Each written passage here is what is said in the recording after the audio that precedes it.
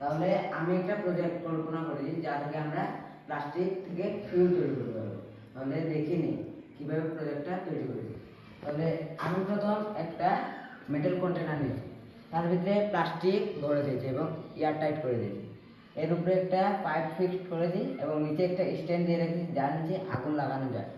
তারপর এখানে যে সময় প্লাস্টিকটা গলবে এবং তা থেকে গ্যাস উৎপন্ন হবে, তা এই বোতলে এসে ফিউলে কনভার্ট হবে, কারণ এর সাইডে আমি একটা কন্টেনারে ঠান্ডা জল রেখেছি এবং তা থেকেও যে গ্যাসটা বাঁচবে তা আমরা আবার জ্বালানি হিসেবে ব্যবহার করতে পারি। তাহলে আসুন আমরা দেখে নিই কীভাবে করবো এটা।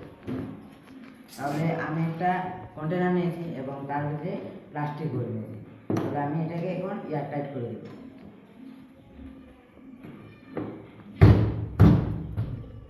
এবং এটা আমি আগুনের উপরে দিয়ে দিই যাতে এটা গলে ভিতরে গলে যায় প্লাস্টিক।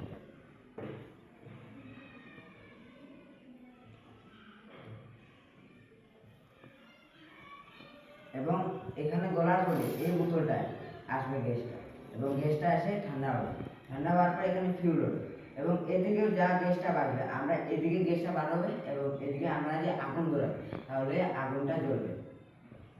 দেখতে পাচ্ছেন আমাদের এদিকে ফিউল থেকে ফিউল হয়ে গেছে এবং এ থেকে যা ধোঁয়া এদিকে বার হচ্ছে।